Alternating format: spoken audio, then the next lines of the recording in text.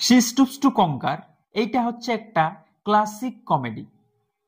এই নাটকটা আজকে আমরা পড়ব, কিন্তু নাটকটা পড়ার আগে অবশ্যই আমাদের নাট্যকার সম্বন্ধে কিছু জিনিস জেনে নিতে হবে। তো এই নাটকের নাট্যকার হলেন অলিভার গোল্ডস্মিথ। উনি ছিলেন একজন Anglo Irish writer. Anglo Irish মানে কি না, অ্যাংলো আইরিশ মানে হইল যার জন্ম হচ্ছে আয়ারল্যান্ডে, কিন্তু ধার্মিকভাবে যে ফলো করে অ্যাংলিকান চার্চকে। অ্যাংলিকান চার্চকে কারা ফলো করে না, প্রটেস্ট্যান্টরা। প্রটেস্ট্যান্ট জিনিসটা কি না, এটা আমরা বেশিরভাগ লোকেই জানি যে খ্রিস্টান ধর্মের দুটা ভাগ আছে, একটা হচ্ছে ক্যাথলিক আর একটা হচ্ছে প্রটেস্ট্যান্ট। যারা রোমান ক্যাথলিক চার্চকে মানে তারা হচ্ছে ক্যাথলিক, আর যারা অ্যাংলিকান চার্চকে মানে তারা হচ্ছে প্রটেস্ট্যান্ট। তো অলিভার গোল্ডস্মিথ ছিলেন একজন অ্যাংলো আইরিশ, মানে ধর্মে প্রটেস্ট্যান্ট এবং আয়ারল্যান্ডের বাসিন্দা। উনি একজন প্লে রাইট ছিলেন, মানে নাট্যকার। উনি একজন পয়েটও ছিলেন, কবিতা লিখেছেন। উনি একজন নোভেলিস্ট ছিলেন, বিখ্যাত একটা নোভেলও লিখেছেন। এবং উনি একজন হ্যাক রাইটার ছিলেন। হ্যাক রাইটার মানে কি না, হ্যাক রাইটার হইল সেই রাইটারটা যে রাইটারটাই কারো কাছে টাকা নিয়ে উয়ার জন্য কিছু জিনিস লিখে দেয়। মানে পয়সা নিয়ে যখন কারোর জন্য কিছু কোনো রাইটারে লিখে দেয় তখন ওকে হ্যাক রাইটার বলে। এটা সাধারণত যাদের নাম যশ এইসব হয় নাই বা টাকা পয়সা হয় নাই সেই সব রাইটার গুলাই করে। তো অলিভার গোল্ডস্মিথ প্রথমেই তার বিশাল বড় রাইটার হয়ে যান নাই। প্রথম দিকে উনিও হ্যাক রাইটার ছিলেন, পরবর্তী ক্ষেত্রে একজন নামী বা বিশাল নামী রাইটার হয়েছেন। উনি এখন এত ফেমাস রাইটার হয়েছেন, উনার কমেডিতে অবদানের জন্য উনাকে বলা হয় শেক্সপিয়ারের পরেই সব থেকে পপুলার যে কমেডি রাইটার সেটা হচ্ছেন এই অলিভার গোল্ডস্মিথ। কেসটা বুঝা যাচ্ছে? শেক্সপিয়ার হচ্ছে পৃথিবীর সব থেকে জনপ্রিয় নাট্যকার। সব থেকে মহান বলি নাই, কিন্তু সব থেকে সেরা বলি নাই, সব থেকে জনপ্রিয়, সব থেকে বেশি লোক চিনে, সব থেকে বেশি লোক জানে, সেই রকম নাট্যকার হচ্ছে উইলিয়াম শেক্সপিয়ার। আর শেক্সপিয়ারের পরে কমেডিতে যাকে জনপ্রিয় ধরব সেটা হচ্ছে অলিভার গোল্ডস্মিথ। মানে কোন লেভেলে জনপ্রিয়তা আছে বা ছিল সেটা আমরা বুঝতে পারছি অলিভার গোল্ডস্মিথের। তো উনার যে ইম্পর্টেন্ট লেখাগুলা সেগুলো আমরা একটু জানব। উনার একটা লেখা আছে দ্য ভিকার অফ ওয়েকফিল্ড, যেটা পাবলিশড হয়েছিল 1766 খ্রিস্টাব্দে। এইটা হচ্ছে একটা নোবেল। উনি একটা বিখ্যাত কবিতাও লিখেছেন যেটার নাম হচ্ছে দ্য ডেজার্টেড ভিলেজ, যেটা পাবলিশড হয়েছিল 1770 খ্রিস্টাব্দে। উনি দুটা বিখ্যাত নাটক লিখেছেন। একটা হচ্ছে দ্য গুড নেচার্ড ম্যান, যেটা 1768 খ্রিস্টাব্দে পাবলিশড হয়।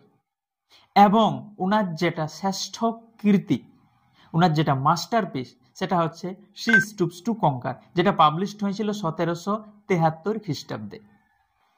কিন্তু একটা চিলড্রেন্স বুক আছে ইংরেজিতে, যেটার নাম হলো the history of little Goody and two shoes. যেমন আমাদের সহজ পাঠ বটে, বিশাল বিখ্যাত বটে, আর বাচ্চাদের বই বটে, সেরকম ইংরেজদের বা ইংলিশে একটা বিশাল বিখ্যাত চিলড্রেন্স বুক হচ্ছে the history of little Goody and two shoes, যেটা রাইটার কে বটে কেউ কনফার্ম জানে নাই, কিন্তু বেশিরভাগ লোকেই বলেন বা গেস করেন যে এইটা রাইটার হলেন অলিভার গোল্ডস্মিথ। তো এরপর আমরা এই পড়াটা সম্বন্ধে কিছু জিনিস জানবো। তাই যে শি স্টুপস টু কঙ্কার, এইটা হচ্ছে একটা ক্লাসিক কমেডি। ক্লাসিক মানে কি না, কালজয়ী কমেডি। এটা প্রথম পাবলিশড হয়েছিল 1773 খ্রিস্টাব্দে। প্রথম পারফর্ম হয়েছিল লন্ডনে। এইটা হচ্ছে এমন একটা প্লে যেটাকে রেগুলারলি পারফর্ম করা হয়। মানে এই প্লেটা যেদিন লেখা হয়েছে সেই দিন থেকে আজ পর্যন্ত একরকম পারফর্ম করে করে আসছে লোক। এই যে নাটকটা, এইটা হচ্ছে একটা কমেডি অফ ম্যানার্সের খুব ভালো উদাহরণ। এইটা হচ্ছে আবার একটা অ্যান্টি সেন্টিমেন্টাল কমেডির খুব ভালো উদাহরণ। এইটা হচ্ছে আবার একটা লাফিং কমেডির খুব ভালো উদাহরণ। এটা হচ্ছে একটা স্যাটারিক্যাল কমেডির খুব ভালো উদাহরণ। আর এটাকে আমরা রোমান্টিক কমেডিও বলতে পারি, মানে রোমান্টিক কমেডিরও কিছু এলিমেন্ট আমরা এটার মধ্যে দেখতে পাই। এটা যে প্রথম টাইটেলটা ছিল, ইনিশিয়াল টাইটেল, সেইটা হচ্ছে মিস্টেকস অফ এ নাইট। গোটা ঘটনাটা হচ্ছে একটা রাতের, যেখানে ক্যারেক্টারগুলাই অনেক রকম মিস্টেক করবে, সেই জন্য এটার নাম প্রথম দিয়েছিলেন মিস্টেকস অফ এ নাইট। কিন্তু পরবর্তী ক্ষেত্রে উনি কি বুঝলেন, নামটা চেঞ্জ করলেন। আর এই নামটা যে উনি চেঞ্জ করলেন, এই যে ফেজটা শি স্টুপস টু কঙ্কার, সেইটা উনি পাইয়েছেন জন ড্রাইডেনের একটা লেখা, যেটার নাম হচ্ছে অ্যাবস্যালম অ্যান্ড এচিটোফেল। ওইখানে একটা লাইন আছে, অ্যান্ড স্টুপ টু কঙ্কার দো হি রেন অন হাই। এই যে লাইনটা, সেই লাইনটা থেকেই উনি এই টাইটেলটা তৈরি করেছেন। ইংরেজিতে একটা বিশাল ফেমাস ফ্রেজ আছে, ask me no question and I will tell you no lies. আমাকে কোনো কিছু জিজ্ঞেস করিস না, আমি তোকে একটাও মিথ্যা কথা বলবো না। এই যে এই ফেজটা, এইটা এই নাটকটারই একটা কোটেশন। আর এই কোটেশনটা যে স্পিকার বা যে বলছে সেটা হচ্ছে টনি লাম্পকিন বলে একটা ক্যারেক্টার। এই টনি লাম্পকিন ক্যারেক্টারটা এই নাটকের সব থেকে পপুলার ক্যারেক্টার। মেন ক্যারেক্টার লই বা সেন্ট্রাল ক্যারেক্টারও লই, কিন্তু সব থেকে জনপ্রিয় একটা ক্যারেক্টার এই নাটকে, সেটা হচ্ছে টনি লাম্পকিন। এত বেশি জনপ্রিয় এই ক্যারেক্টারটা হয়েছিল যে পরবর্তী ক্ষেত্রে একজন নাট্যকার, উনার নাম হলো জন ও কিফে, উনি একটা লুজলি সিকুয়েল লিখছেন এই নাটকটা। লুজলি সিকুয়েল মানে কেমন, যে কিছু জিনিস মিলবে কাগজটার সঙ্গে, কিছু জিনিস নাও মিলতে পারে, যেমন তারে জমিন পার আর সিতারে জমিন পার, একটা থট শুধু মিললো, বাকি আর কিছুই মিলে নাই। তো সেই রকম এটাও ছিল একটা লুজলি সিকুয়েল, যেটা জন ও কিফে লিখেছেন, যেটার নাম হলো টনি লাম্পকিন ইন টাউন। তো এরপর আমরা এই নাটকটার স্টোরি ব্যাকগ্রাউন্ড এবং ক্যারেক্টারাইজেশন সম্বন্ধে আলোচনা করব। এই যে নাটকটা, এই নাটকটার যে সেটিংটা বেশিরভাগ সময় যেখানে আছে বা প্রায় সব সময় যেখানে আছে, সেটা হচ্ছে মিস্টার হার্ডক্যাসেলের হাউস। মিস্টার হার্ডক্যাসেল কেন? মিস্টার হার্ডক্যাসেল হলেন একজন মধ্যবয়সী লোক, বেশ নামি দামি রেসপেক্টেড লোক, অনেক ধনী লোক। কিন্তু ধনী হলেও উনি কিন্তু সিম্পল লিভিংটাকে পছন্দ করেন। অনেক জাঁকজমকপূর্ণ বা লোক দেখাবার জন্য তোমার খরচা করব এইগুলো পছন্দ করেন নাই। উনি পুরানো জিনিসকে পছন্দ করেন, সে পুরানো ফ্যাশন হোক, পুরানো ঘর হোক, আর পুরানো লোক হোক। মিস্টার হার্ডক্যাসেলের যে বউ, সেটা হচ্ছে মিসেস হার্ডক্যাসেল। এই মিসেস হার্ডক্যাসেল কিন্তু মিস্টার হার্ডক্যাসেলের থেকে প্রায় অপোজিট। এই মিসেস হার্ডক্যাসেল বিশাল জাঁকজমকপূর্ণ থাকতে পছন্দ করে, নতুন নতুন ডিজাইনের কাপড় পরে, নতুন ফ্যাশন গুলাকে ফলো করে, লোক দেখাবার জন্য বিশাল খরচা করে, মানে সিং ভাঙে বাছুরের দলে ঢোকার চেষ্টা করে। আর এই মিসেস হার্ডক্যাসেলের একটা ছেলে আছে বা একমাত্র ছেলে, যার নাম হচ্ছে টনি লাম্পকিন। তো আমাদের একটা প্রশ্ন হবে যে হার্ডক্যাসেলের ঘরে লাম্পকিন এলো কি করে? এই যে মিসেস হার্ডক্যাসেলের আগে একটা বিয়ে হয়েছিল, আর আগের যে হাজবেন্ড, তার সারনেম ছিল লাম্পকিন। তো তার সঙ্গে হয়তো ছাড়িবাড় হয়ে গেছে বা মরেছে, তারপর মিস্টার হার্ডক্যাসেলকেও বিয়ে করেছে, কিন্তু ছেলেটার নামটা, টাইটেলটা লাম্পকিনে আছে। তো এই যে মিসেস হার্ডক্যাসেলের যে ছেলেটা, যার নাম হচ্ছে টনি লাম্পকিন, ই কিন্তু হচ্ছে মা কা বিগড়া হুয়া औलाद। মা তাকে অনেক বেশি ভালোবাসে।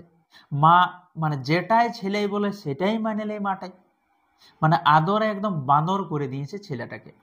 এই টনি পড়াশোনার কোনো ধার ধারে নাই। ওদের কাছে একটা পাব আছে। পাব মানে হলে আমাদের যেমন গুমঠি পান দোকানগুলো থাকে না, সেই রকম।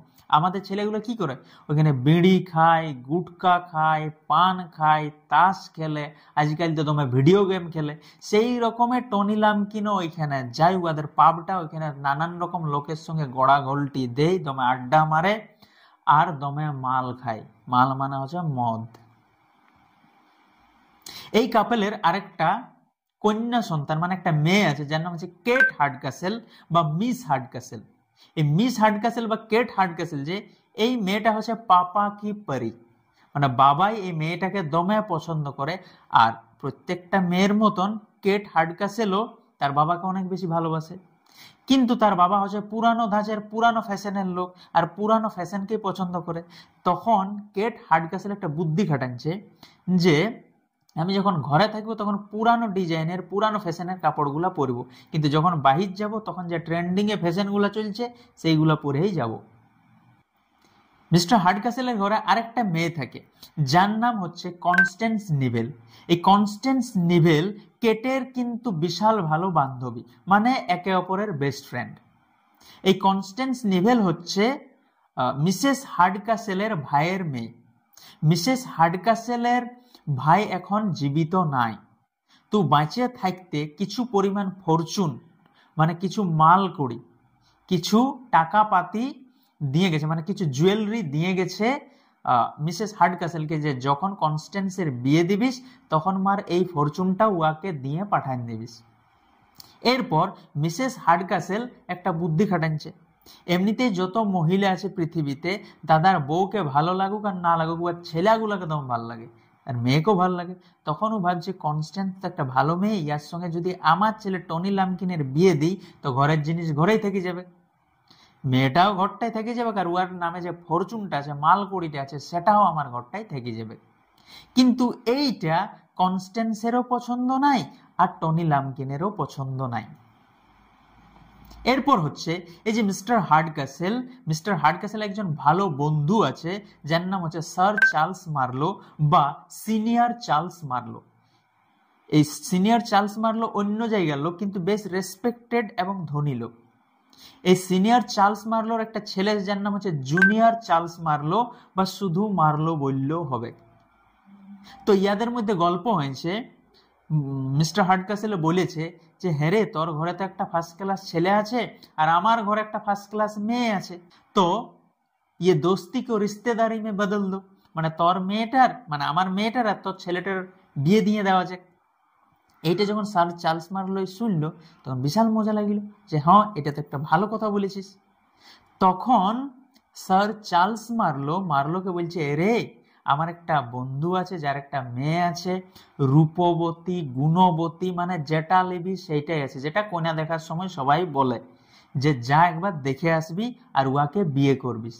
তখন মার্লো বলছে, না আমি এখন বিয়ে করবো না, যদি বিয়ে করার মন থাকেও ছেলে তাও দু একবার কি বলে না আমি করবো এখন, তো সেই রকমই বলছে। কিন্তু আর ভাই বলছে, এরে যাইয়া দেখলে যে বিহাটা করতে হবে কেমন কোনো মানে লয়, যা একবার দেখে আয়, যদি পছন্দ লাগে তো করবিস আর যদি না পছন্দ লাগে তখন বাদ দিবিস। তবে মনে হয় পছন্দ লাগিবে কি, কারণ যেটা আমি শুনেছি বড্ড ভালো মেয়েটা বটে। তখন বলছে ঠিক আছে আমি যাব, আমার বন্ধুকে নিয়ে যাবো, আর যে বেস্ট ফ্রেন্ড যার নাম হচ্ছে মিস্টার হেস্টিংস। তো হেস্টিংসকে অনেকবার বলেছে চোরে ভাই একটা কন্যা দেখতে যাব, তো হেস্টিংস মাথা ঘামায়নি। পরে একদিন হেস্টিংস বলছে, হ্যাঁ রে ভাই, তুই যে আমাকে জ্বালাই মারিস রোজ কন্যা দেখতে যাব, তো কোথায় কন্যা দেখতে যাবিস? তো মার্লোই বলছে অমুক জায়গায় যাব। তো বলছে হ্যাঁ অমুক জায়গা, তুই আগে বলিস না কেন, কার ঘর যাবিস? তো বলছে অমুক লোকের ঘর যাবো। হ্যাঁ অমুক লোকের ঘর যাবে, আগে বলিস না কেন? বলছে তুই যদি এখন বলিস তো এখনই আমি রেডি হয়ে বেরিয়ে যাবো। তো এইটার কারণটা হলো এই যে মিস্টার হার্ডকাসেলের ঘরে কনস্ট্যান্স নিভেল আছে, তার সঙ্গে ওয়ার প্রেম আছে মিস্টার হেস্টিংসের, আর প্রেমটা আজকের ডেটের সিচুয়েশন শিপস নো কি অমুক আর তসুক শিপ আছে, এই শিপ গিলা লই তাদের একটা সিরিয়াস রিলেশনশিপ আছে, মানে একে অপরকে ওরা ভিতর থেকে ভালোবাসে, এক্সটার্নাল প্রেমটা লই, ঠিক আছে। তখন বলছে তোর কন্যা দেখতে যায় আমারও কন্যা দেখা হয়ে যাবে, তো তুই যদি আগে বলতিস যে ওর ঘরে যাবো তো আমি কোন দিন রেডি হয়ে বেরেন যেতি। তখন বলছে সে যাই হোক চল আমরা কন্যাটা দেখতে যাই। এরপর হেস্টিংস আর মার্লো যাবে কন্যা দেখতে মিস্টার হার্ডকাসেলের ঘর, আর ওইখান থেকে অ্যাকচুয়ালি নাটকটা শুরু হবে। এরা যাবে, যে নানান রকম ঝামেলা হবে, বিশাল মিস্টেক হবে, ঠিক আছে। আর একটা রাতের এই ঘটনাটা, সেই জন্যেই এই নাটকটার আরেকটা নাম বা সাবটাইটেল হচ্ছে মিস্টেকস অফ এ নাইট। তো নাটকটা আমরা পরের ভিডিওতে পড়ব, আজকে এতটাই থাক।